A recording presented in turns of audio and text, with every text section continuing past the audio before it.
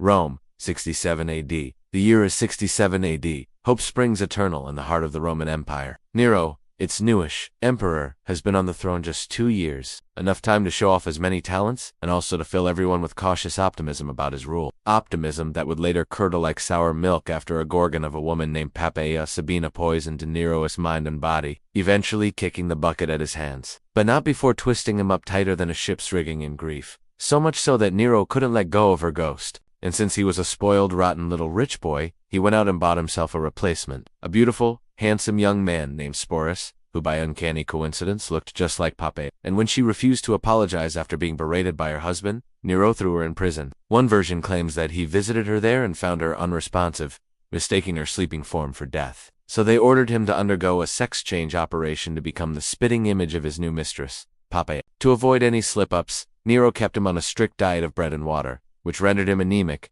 and helped him keep his weight down. All that was left was to marry him, which Nero did. Well, sort of. He missed his old life, and he missed his old junk. At least that's what we think. Since ancient sources don't offer any direct insight into his thoughts, feelings, or experiences, we can only infer that he hated his new life by comparing Nero's treatment of him to that of other slaves. And based on that evidence, it seems clear that Nero didn't treat him any better than his other captives. And as soon as he got any news of rebellions or uprisings, Sporus was supposed to nip them in the bud with force if necessary. In the meantime, Spartacus was executed, but that didn't stop Sporus from escaping. Too bad he didn't get very far. Nero's guards caught him and dragged him back to the dungeon, where he remained until Nero's overthrow in 68 AD. Unfortunately, he never got that memo. And when Spartacus, a gladiator from Capua, rose up against the emperor, Sporus did nothing. And if that's not enough of a clue as to how low he had fallen, I don't know what is. Which character did you find the most interesting, and why? Also, please don't forget to like and subscribe so you never miss an upload.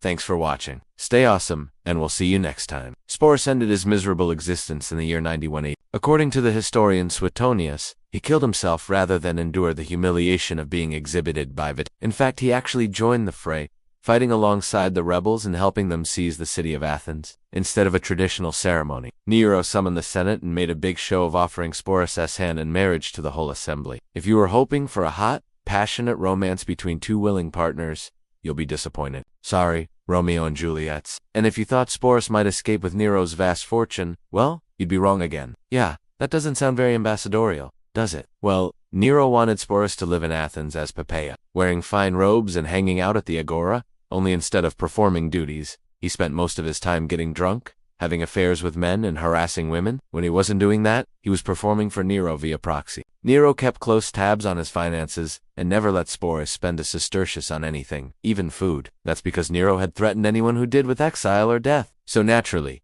everyone voted in favor. And that's how Sporus became the official Mrs. Nero. Not exactly how to treat your new bride, but you gotta do what you gotta do, right? Right. First, the imperial barber shaved off all his hair, then a team of healers mutilated his genitals and stitched him up like a Christmas sausage. Finally, the emperor's stylist gave him a makeover, dressing him up in fine clothes, jewelry, and perfume to complete his transformation into the new Poppaea. He did shower Sporus with gifts and fine clothing, and he allowed him to keep the fruits of his labor. But the catch was that Nero was the ultimate arbiter of what was acceptable, and he expected Sporus to perform as his wife on demand, which he did, on and off, in taverns, brothels, and at parties. He was also forced to attend gladiatorial games, wild animal hunts, and even military parades where Nero paraded him around on a golden chariot like some kind of gilded prisoner. However, another source says that he killed her with his own hands, choking her to death with a pillow. Either way, when Poppaea was discovered, Nero panicked and confessed to killing her. To appease his counselors, he put on a theatrical display of grief, acting so convincingly that he won praise from everyone. Brr.